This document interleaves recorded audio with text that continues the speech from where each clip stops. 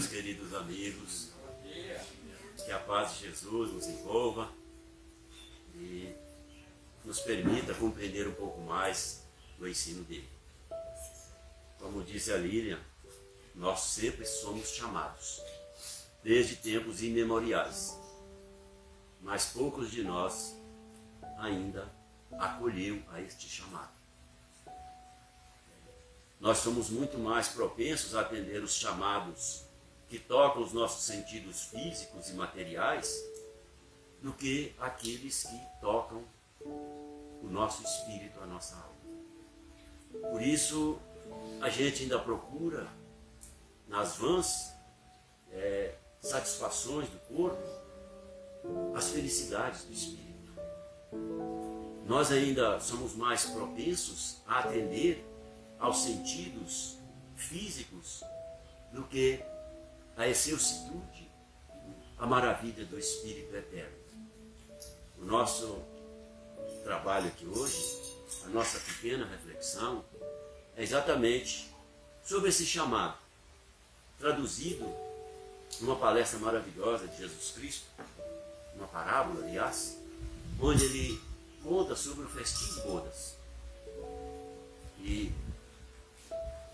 é sobre essa parábola que nós queremos refletir um pouco, sobre os temas relevantes que ele aborda, nos falando do reino dos céus.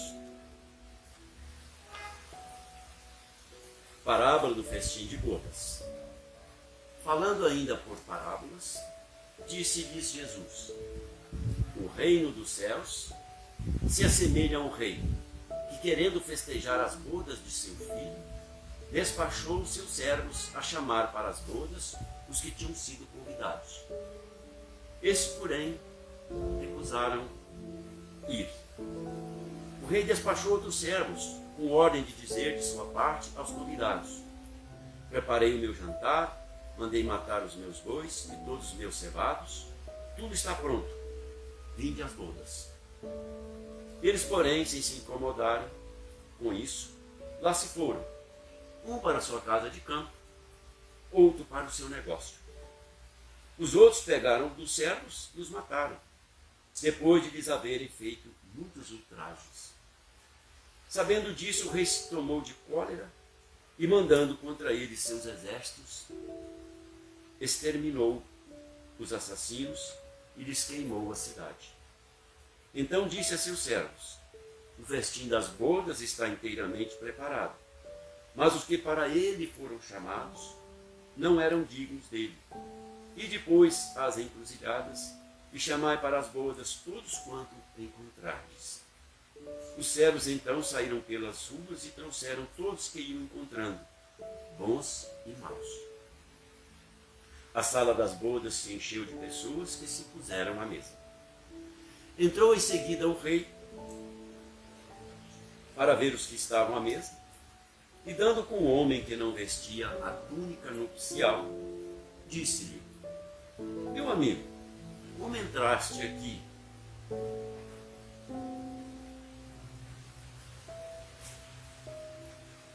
Por que está sem a veste nupcial? O homem guardou o silêncio. Então o rei disse à sua gente: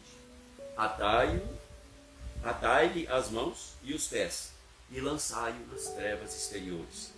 Aí é que haverá prantos e ranger de dentes, porquanto muitos há chamados, mas poucos escolhidos. A gente vê isso aí, a gente fica assustado, né? Principalmente quando se fala de lançar as trevas exteriores, onde haverá choro e ranger de dentes. Mas Jesus fala sobre isso em várias passagens, principalmente quando ele fala por palavras comparando o reino dos céus. Sempre há em separar o bom do ruim, o joio do trigo, né? O joio será posto para queimar. Quando se lança a rede ao mar, ele também fala de separar os peixes bons dos peixes que não servem, e eles serão jogados fora e queimados. Né? Ele sempre toca nesse assunto de uma maneira muito peremptória, que nos assusta, né? Mas o reino dos céus de que Jesus fala, e essas trevas exteriores, que ele também faz alusão, a gente fica assustado, mas é uma coisa muito natural. Sabemos que a nossa Terra passa por uma transformação planetária, e segundo as informações espirituais, nossa Terra vai sair de um mundo de provas e expiações, um lugar onde a gente vem aqui para passar na prova, né, e resgatar alguns débitos de vidas passadas, para um mundo regenerado, um mundo onde haverá muito mais paz, onde todos são voltados para o bem, onde todos aqueles que têm essa veste nupcial, que é já o entendimento da vida do Espírito, sobretudo, ele aqui permanecerá para fazer a sua evolução. Os que não estiverem com essa veste nupcial serão lançados às trevas exteriores, quer dizer, serão convidados a participarem de planetas ainda em fase primitiva, como era a Terra. Quando chegaram aqui, os exilados de Capela, né, na figura dos egípcios, dos gregos, dos incas, dos maias, de tantas outras civilizações que vieram povoar a Terra, já com muita sabedoria, com muito conhecimento científico, mas sem ainda o amor no coração. Sem ainda compreender os valores do Espírito, os valores da alma. Sem compreender ainda a filosofia de Deus para conosco. O que Deus quer de todos nós. Então, Jesus, nesta parábola, ou nas outras que faz alusão ao reino dos céus, é exatamente esse reino de que ele fala, mesmo diante de Pilatos, onde ele diz que meu reino não é deste mundo, não vim a esse mundo senão para dar testemunho da verdade. Quer dizer, qual que é a verdade? A verdade do Espírito, o ensinamento de Deus, a lei de Deus para cada um de nós, trazida por ele, para que nós compreendêssemos o verdadeiro valor de estar aqui na Terra, o verdadeiro motivo de viver aqui na Terra, senão a sua evolução, a nossa evolução. Então Jesus é muito claro quando ele diz que o rei, né, mandou chamar os convidados e muitos não deram importância. O que significa isso? Que desde tempos da Terra ainda primitiva, desde os primeiros livros que falam de divindades, que são os Vedas, foi trazido para nós aqui na Terra conhecimento de Deus, conhecimento de um Deus único, conhecimento de um Criador de todo esse universo. E nós, dentro da medida de conhecimento que já tínhamos adquirido, nós viemos desenvolvendo esse conhecimento para poder compreender Deus. O povo escolhido, na figura de Abraão, né, dos hebreus, que compreendeu um Deus único, um Deus que era todo soberano, né, desde essa época, nós viemos tentando descobrir esse reino de Deus. E foi enviado, inclusive, para os hebreus, o povo escolhido, para poder implantar a filosofia de um Deus único aqui na Terra, porque os deuses anteriores eram todos humanizados, era o Deus da chuva, o Deus do trovão, o Deus da comida, né, das plantações, o Deus da beleza e por aí afora, mas eram deuses humanizados. O Deus que criou tudo, que ele é único, é um só, ele foi definido para nós no povo hebreu, através de Abraão e todos os seus descendentes. Então, esses chamados, inclusive, para o povo hebreu, através de seus profetas, que muitos foram mortos, inclusive o Cristo, que nós o matamos, porque não compreendemos a sua missão, o seu trabalho, o seu objetivo aqui na Terra. Nós não o compreendemos e o sacrificamos em nome daquelas coisas que nós acreditávamos na época. Né? Então, quando Jesus fala desse festim de bodas, dos primeiros que nós matamos, que foram mortos, e depois, quando ele fala que nós, quando ele mandou nos chamar, falando que estava tudo pronto, uns foram para seus negócios, outros para sua casa de campo. É muito comum entre nós hoje, toda vez que ouvimos um chamado para poder nos preocuparmos com a lei de Deus, nos preocuparmos com o ensino do Cristo, o que nós fazemos? Não, eu não tenho tempo, eu preciso trabalhar, eu preciso ganhar dinheiro, eu preciso manter minha vida, eu não tenho tempo para isso. Ou muitas vezes a gente achamos que isso não tem importância nenhuma. Né? E, quando muito, nós falamos assim, não, eu preciso divertir. Essas horas que vocês arranjam para a gente preocupar com coisa de Deus, é hora de me divertir, pô. Vocês arranjam, que hora mais esquisita vocês arranjam para a gente ir falar de Deus? Eu preciso também, eu trabalhei, eu preciso descansar, eu preciso me divertir. Eu não tenho tempo, eu tenho que ir lá cuidar do meu sítio, se eu não for lá, para ter meu caseiro. E por aí afora, nós arranjamos um monte de desculpas. Ou muitas vezes, não, fazer o quê, rapaz? Eu vou brincar carnaval, vou me espairecer. Ah, não, eu vou encontrar com meus amigos, eu quero curtir a vida. Não é por aí. Mas existem outros chamados. E eles estão aí, batendo a nossa porta. Todos os dias da nossa vida. Tem uma frase espírita que define bem isso. Quem não vai por amor, vai pela dor. E esses chamados, eles estão aí à nossa porta todos os dias, na figura de um parente difícil, que a gente não suporta, que a gente não aguenta, mas não é que a gente não suporta, a gente está custando aguentar, levar à frente. Está aguentando, a gente já está quase que explodindo. E a gente, nessas vezes, nessas horas, a gente, quando já fez de tudo para poder estar bem com esse parente, a gente vê que não consegue, a gente começa até a enlouquecer. A gente entra em parafuso. E a gente vai procurar Deus, né? Vai procurar ajuda. Ah, eu preciso de uma casa espírita para ver se me ajuda a resolver esse karma que eu carrego na minha vida. Normalmente a gente pensa assim. Né? E quando a gente perde aquilo que a gente mais luta por ele nesta vida, que é o dinheiro, a vida farta, né? As mordomias que nós conquistamos, a gente não é contra nada disso. Mas Jesus Cristo foi bem enfático quando disse: buscai primeiro o reino de Deus e todas essas coisas nos serão acrescentadas. Só que a gente procura primeiro a vida fácil, o dinheiro, a materialidade, aquilo que nos satisfaz. Né? E quando a gente perde isso, puxa nosso tapete. Nós perdemos o fio da meada. Nós perdemos o prumo. Nós entramos em desespero. E aí, só a religião, muitas vezes, né?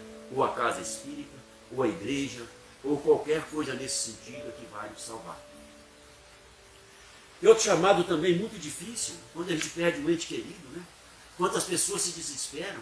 Morreu o filho amado, morreu a esposa que era tudo na minha vida, morreu o meu marido que era o meu sustento, era o meu guardião, e eu perdi tudo. E a gente se desespera. E a gente vai bater na casa que me responde essas perguntas, que doem meu coração, e que precisam, e que precisamos de consolo, de explicação, de carinho, de socorro.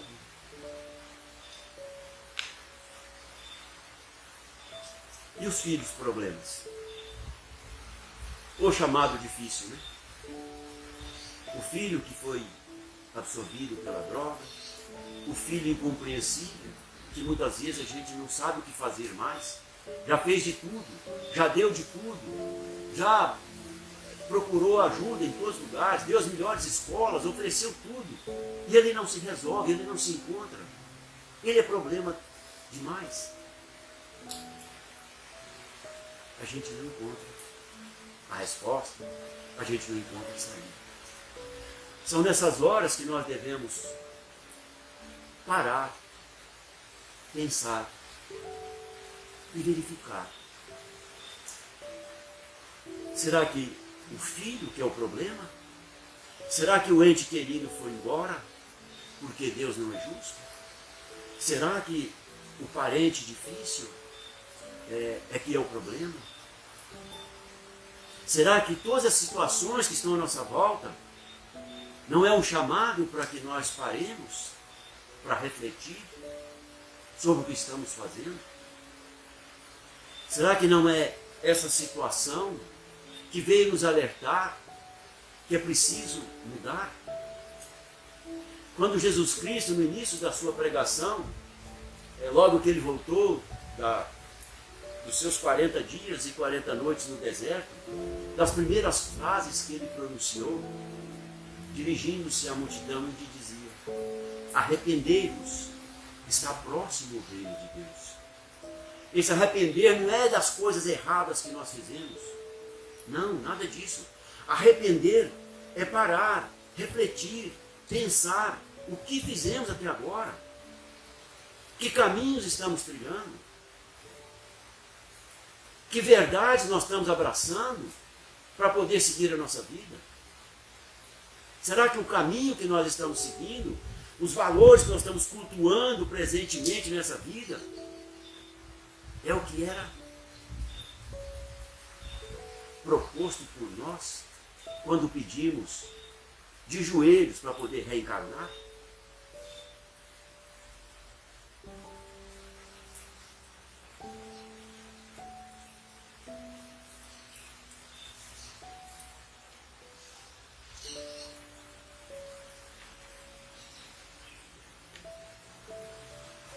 Jesus, na sua infinita sabedoria, ele utilizou de todos os momentos da vida dele para nos ensinar. Estando ele na casa de Marta e Maria, que foi a quem ele foi visitar, eram suas amigas, conta-se no Evangelho, isso está em Lucas 10, versículo 40 a 42, diz que Maria, sentada aos pés de Jesus, ouvia a sua palavra. Marta, preocupada com os afazeres da casa, lógico, tinha que arrumar a casa, deixar tudo muito bonito, deixar tudo arrumadinho. Não é o fim de semana que você arruma a casa? O que eu vou fazer lá no centro? Eu tenho tanta coisa para fazer aqui. Se eu deixar, minha casa vai virar uma bagunça. Eu tenho que cuidar da minha casa. Todo mundo, senão as pessoas vão pensar que eu sou uma desorganizada, uma porcalhona, uma pessoa que não tem cuidado com a casa que mora. E Marta cuidando disso aí, preocupada com as coisas, os afazeres da casa. Chega lá onde estava Jesus e Maria, em palestra com certeza muito boa, né? Marta reclama: Senhor, não vês que Maria fica aí aos teus pés, conversando, e eu atarefada com tantas coisas para fazer, para arrumar aqui na casa, e ela não vem me ajudar? Aí Jesus responde: Marta, Marta, inquieta-te e te agitas a respeito de muitas coisas. Nós nos preocupamos com tanto, né? É com o trabalho, com as atividades sociais, com os divertimentos, com o cuidado do corpo. Eu preciso ir na academia, eu preciso ir na esteticista, eu preciso ir na podóloga, eu preciso disso. Eu tenho tantas coisas para fazer, mas eu não reservo um tempo para estar com Jesus. Aí Jesus conclui: porém, Marta, é necessário uma só coisa. Assim, Maria escolheu a boa parte, que não será tirada dela. Quer dizer, ela se preocupou em aprender o que o Cristo tinha para lhe ensinar, e com certeza, nada nesse mundo iria tirar dela o conhecimento, o entendimento de que o Cristo tinha para passar. Jesus também, em Mateus 6,33, que eu já até afirmei aqui, já disse que buscai primeiro o reino de Deus e a sua justiça, e todas essas coisas nos serão acrescentadas. Mas só que nós procuramos, primeiro, a satisfação da nossa vaidade, da nossa posição social, né? Nós nos preocupamos demasiadamente com o físico, nós nos preocupamos tanto que não sobra tempo para atender o chamado para o reino de Jesus, o reino do Espírito.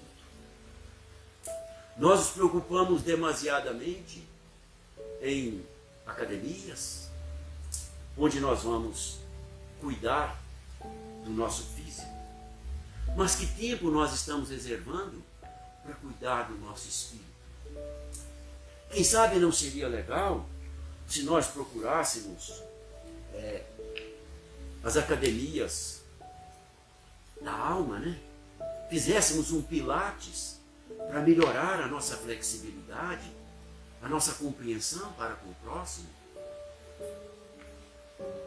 Quem sabe não fosse mais interessante a gente também reservar um tempo para fazer o crossfit, que está tão na moda, né? Adquirir musculatura, adquirir flexibilidade, adquirir agilidade, um corpo sarado. Quem sabe o nosso espírito não está precisando de fortalecer a fé, de fortalecer a crença nas verdades eternas, do Espírito eterno, do Espírito que é para sempre, mas não do corpo que tem fim, que vai terminar daqui a uns anos. Feio, mochilento, com certeza. Quem sabe fosse melhor nós nos preocuparmos com aquilo que garantirá a nossa eternidade, do aquilo que vai garantir apenas alguns anos. Nós precisamos parar para pensar sobre essas coisas. Não é proibido cuidar do corpo, é saudável, é louvável. Mas e a alma, meu Deus? E a alma, onde ela fica?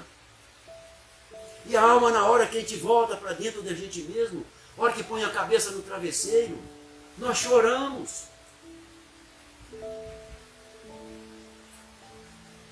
Nós achamos que está tudo muito difícil.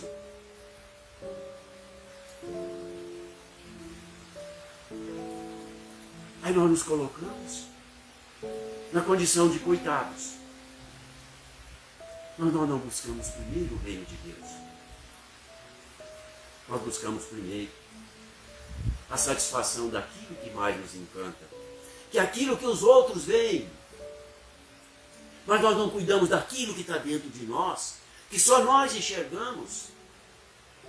Mas a nossa preocupação em dar satisfação àqueles que estão à nossa volta, pelo nosso orgulho, pela nossa vaidade, é maior.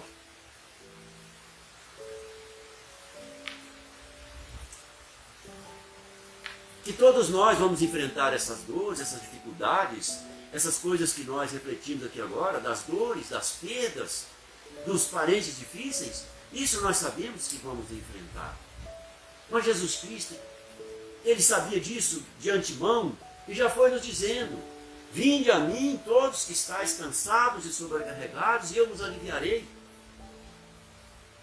Eu vos darei descanso. Tomai sobre vós o meu jugo e aprendei de mim, porque sou grande e humilde de coração. O jugo dele é a lei de Deus. A lei de Deus, a principal delas, qual que é? Alguém adivinha? A lei de amor. Amar dói, gente? Não. Amar faz bem. Amar nos alivia. Amar nos transporta. Nos dá vontade de abraçar, de passar para dentro das pessoas que nós amamos. Só que desenvolver esse amor, aqueles que nos perseguem, aqueles que nos odeiam, aqueles que nos fazem mal, ainda está longe. Nós vamos aprender a amar aqueles que estão à nossa volta, que caminham conosco, que muitas vezes é um parente difícil, mas ele está nos alertando para os verdadeiros valores que nós temos que perseguir.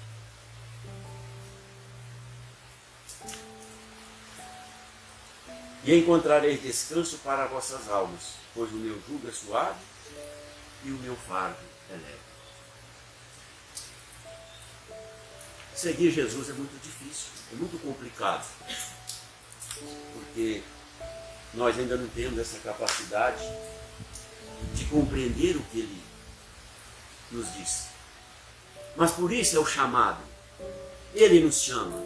Então todos nós que Já estamos aqui ouvindo e entendendo o que Jesus Cristo quis de nós? Ótimo, parabéns para nós. Mas aqueles que ainda não entenderam, vamos entender. Vamos aceitar esse chamado, vamos dedicar um tempinho para compreender o que Cristo quer que todos nós façamos. Porque Ele quer que nós sejamos felizes. Ele nos deu a receita, nos mínimos detalhes.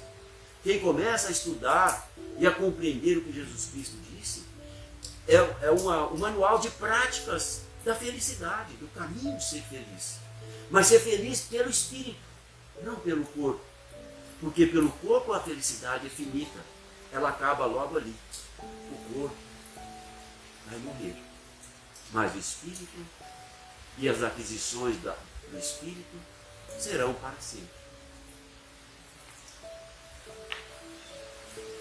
E Jesus, em Mateus 16, 24 a 28, ele nos dá uma pista para segui-lo. Ele diz assim: se alguém quiser vir após mim, negue a si mesmo, tome a sua cruz e siga-me. Nossa, que coisa difícil isso, hein? Meu Deus, é muito difícil isso. É nada, gente. Negar a si mesmo é negar aquilo que nós fazemos contrário à nossa felicidade. Quem não quer ser feliz? É negar aquilo que nos infelicita. É procurar entender que a felicidade está colocada no espírito e não no corpo. Isso é negar aquilo que nós cultuamos até agora. É difícil? É nada, é tão fácil. Basta querer, basta tomar a decisão. Né? Tome a sua cruz. São as dificuldades que nós temos, que carregamos. Do filho problema, do parente difícil, das dores, da saúde fraca, das dificuldades que a vida nos oferece, do trabalho, do chefe difícil. Né? Tudo isso faz parte da nossa caminhada, é a nossa cruz. E a carreguemos com alegria, sem reclamar. Né? Isso é seguir Jesus. Pois quem quiser salvar a sua vida material, a vida física, a perderá. E quem perder a sua vida por minha causa, a encontrará. Todos nós que procurarmos a vida no Cristo, dos valores do Espírito, do reino de Deus que Ele veio trazer até nós, nós vamos encontrar a plenitude da vida. Nós vamos encontrar a vida perene, a plenitude, a felicidade plena, que é a plenitude do ser que busca os valores do Espírito. Porquanto, que benefício terá o homem se ganhar o mundo inteiro e sua alma sofrer perda? De que adianta eu passar a minha vida inteira cultuando valores do corpo, sendo que esse corpo vai ter fim, e eu largar os valores da alma de lado? Eu vou fazer o quê? Eu vou perder uma existência. Isso que diz que eu vou sofrer, eu vou perder a minha vida, eu vou perder a minha oportunidade aqui na Terra. Eu vou ter que recomeçar em outra oportunidade, talvez com alguns compromissos, algumas dificuldades a mais. O Filho do Homem está para vir na glória de seu Pai com seus anjos, então se restituirá a cada um segundo as suas ações. Então, quer queira nós, quer não queiramos, a vinda da vida espiritual, mais espiritualizada aqui na Terra, ela virá. Se nós aceitarmos isso de bom grado, ótimo. Se não, nós vamos ter que recomeçar no outro planeta, como fizeram os exilados de Capela, com todo o seu conhecimento, com toda a sua dificuldade, tiveram o ranger, o pranto e ranger de dentes, que é o quê? Você, com tanto conhecimento, com tanta sabedoria, com todas as facilidades que a Terra hoje nos oferece, nós temos que recomeçar a nossa caminhada num mundo primitivo, voltar ao longo do mundo, ao longo dos animais. Se quiser descansar um pouco suas próprias pernas. Vamos ter que morar numa caverna, deixando de lado as nossas facilidades dos grandes prédios, do luxo de um ar-condicionado ou das facilidades que o mundo moderno nos oferece. Aí sim, haverá choro e ranger de dentes. Não é muito difícil compreender o que Jesus quis nos dizer, né? Emmanuel, em O Espírito de Verdade, ele diz, comentando sobre serão muitos chamados e poucos escolhidos para o reino dos céus, ele cunhou uma frase que resume tudo aquilo que nós queríamos dizer aqui nesta manhã. Muitos chamados, poucos escolhidos, quer dizer que sem chamada não há escolha. Então quer dizer, muitos foram chamados, mas nós não escolhemos aceitar esse chamado. Mas se estamos claramente informados de que a chamada vem de Deus, esse chamado vem de Deus, de nosso Pai, atingindo todas as criaturas na hora justa da evolução, principalmente nos tempos de hoje, onde nós já temos cultura, nós temos conhecimento para poder entender o que Jesus Cristo quis dizer. Só a escolha, só a nossa escolha, que depende de nosso exemplo, quer dizer, de nossa atitude, de nossa ação, nos confere caminho para a vida. Que Jesus nos abençoe, que Ele nos proteja, que Ele possa nos dar uma semana de muita paz, que Ele possa trazer para todos nós a confiança de que nós estamos no caminho certo, que Ele possa nos ajudar a ter essa força para poder dedicarmos um tempinho para a nossa alma, para o crescimento de nosso espírito. Que Deus, nosso Pai, seja louvado de sempre. Assim seja.